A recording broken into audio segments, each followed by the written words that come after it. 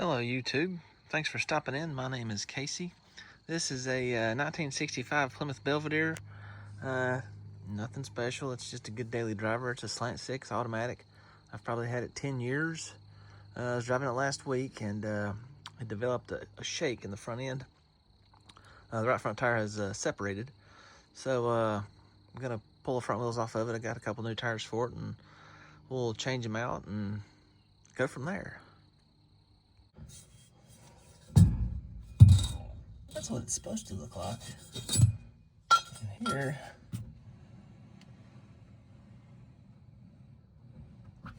here's what we got.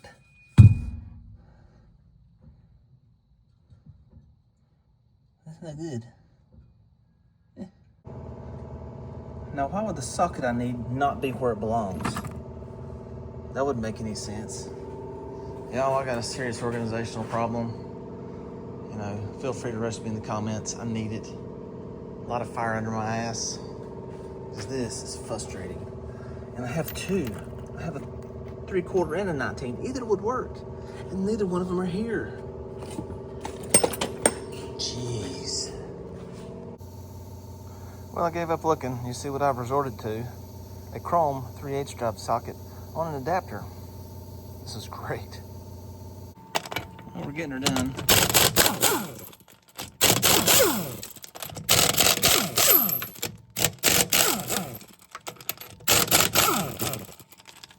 Yay.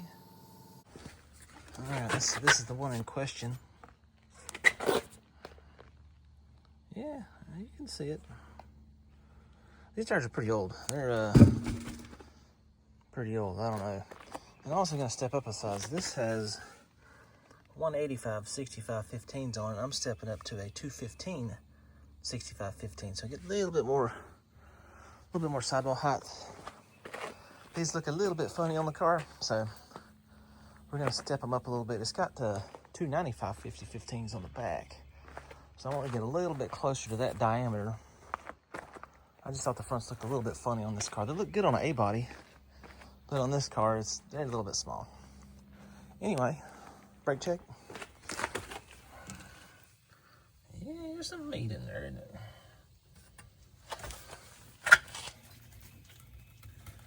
Yeah, you can't see it, but I can feel it. They're good.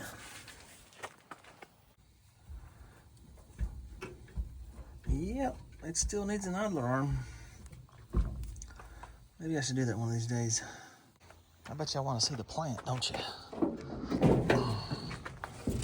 There she is. Pretty clean for what it is. It's normal. Good running little motor. It's just happy all the time.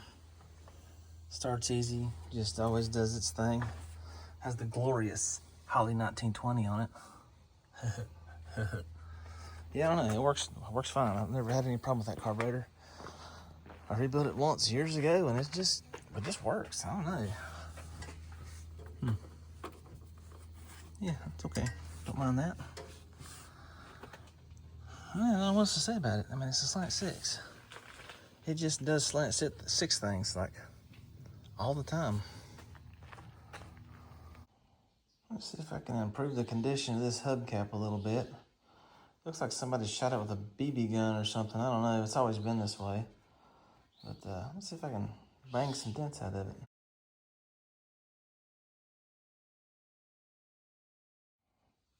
It's still crappy. Just a little bit less crappy. But it's still, you know, whatever. The new tires are on. I think I like them. Time to go to work.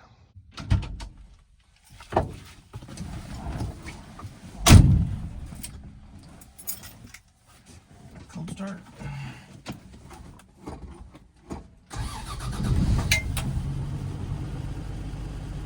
Every time.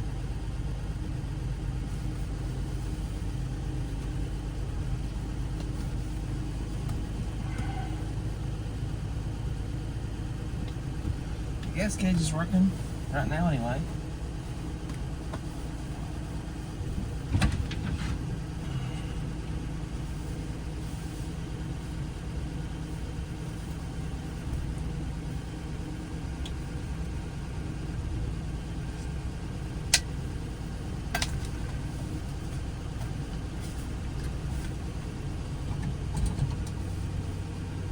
neutral. Fill up the torque converter.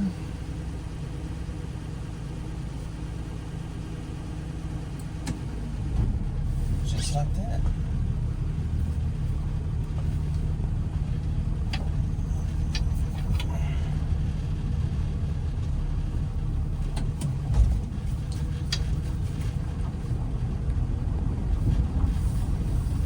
This camera's gonna fall.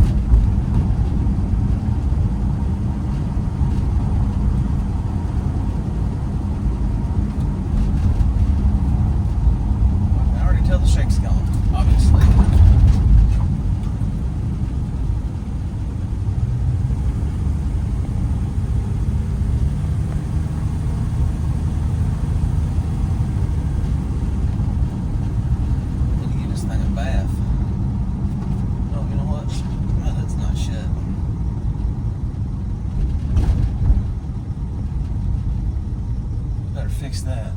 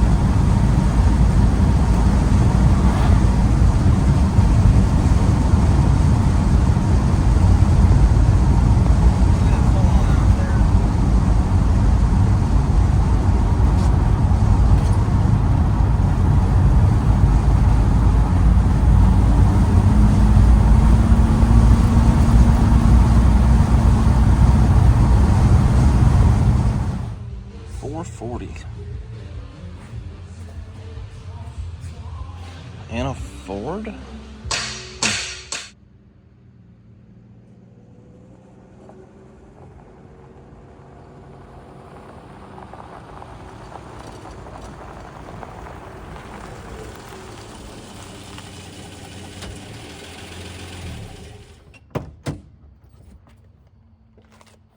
Beautiful. Well, I thought we'd give this thing its yearly oil change. Monica's got the lift tied up and the ground is wet. I don't really want to get on the ground, but there's good news. I don't have to. Thanks to the wonderful Slant 6, you can change the oil in this car without ever getting on the ground. Right there's the oil plug.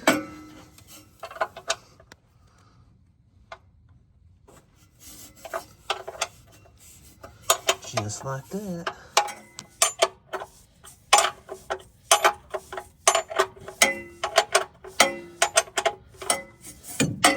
Maybe now I can get it with my fingers.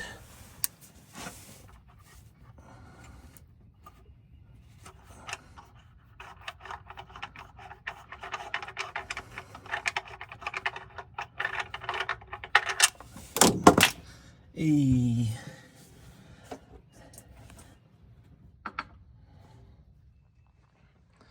oil filter is just as easy, as long as you don't ever tighten them.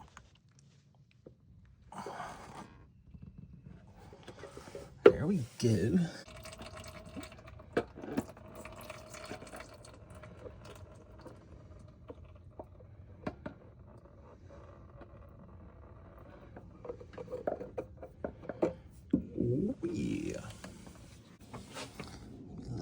that magic sauce. Don't forget to lube your O-ring. O-ring. O-ring, O-ring. It's kind of the same thing, isn't it? And you always want to make sure that the old O-ring came off. You don't want to double stack them. Got the old Mopar filter this time. I'm not really loyal to oil filter brands. I don't really care. I do like running the Mopar filter though, just because it says Mopar on it. Okay, let's get rid of the sauce. We're using Rotel 1540. It's great for these old engines. It's got plenty of zinc in it, and it's inexpensive. And in high performance engines, I like using better oil, like VR1 or something like that. But this is great for these old motors. This motor's plenty broke in. I have no idea how many miles is on it. It's probably a lot. Not worried about the cam at all. The valve springs on this thing probably has about the same amount of pressure as a Briggs & Stratton. So, drink up, Mr. Six. And I said, I said yearly oil change. That might be a little bit of an exaggeration, but it's not far off. This motor does consume oil. Doesn't leak it, it just magically disappears. I guess it goes out the tailpipe. It doesn't really smoke, but you know, you have to add oil to it. So it kind of naturally changes its own oil. And if I drive it daily, back and forth to work, which is, 35 miles one way, I could probably put a quart a week in it. Maybe not that much. Quart every 2 weeks. Somewhere in that area. Contact.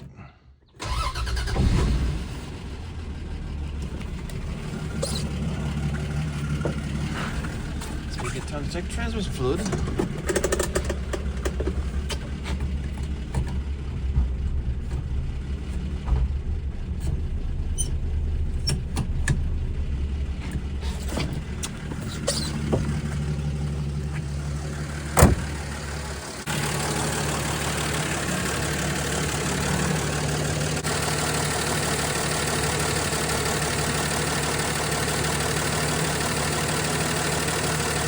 Pretty good. Nice and clean. Transmission's car just works great. Doesn't really lose any fluid.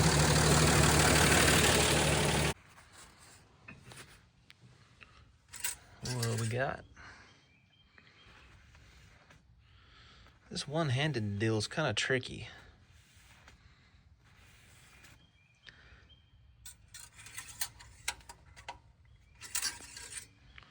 And, hey, that's pretty good. Might be slightly over, but it won't be for long. Speaking of Slant 6s, here's one that I have to build. All the machine work is done.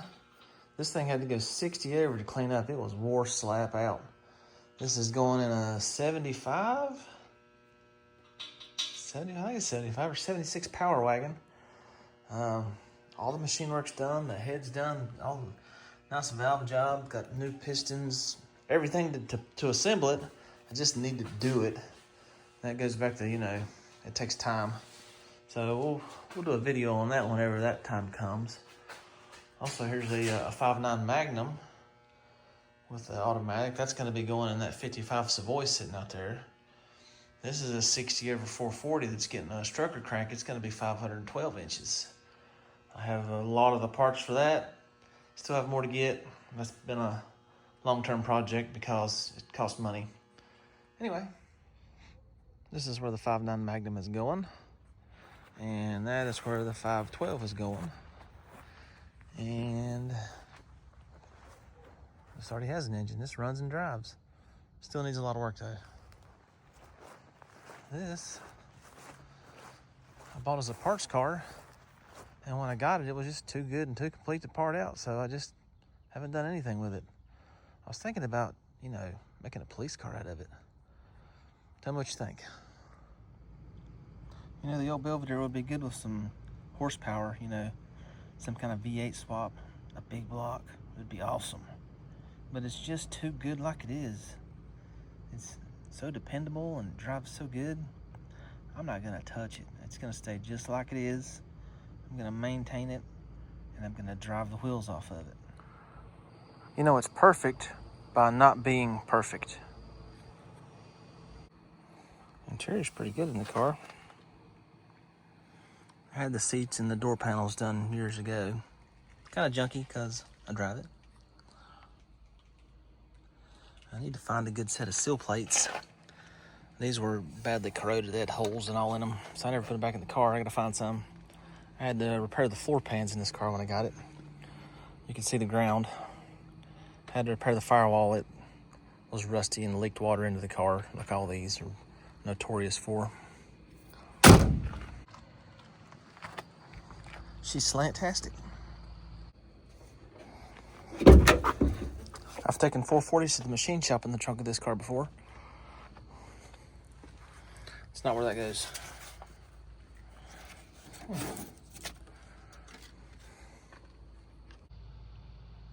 Did you know the last vehicle to ever have vent windows was a 97 Ford F-150? Interesting.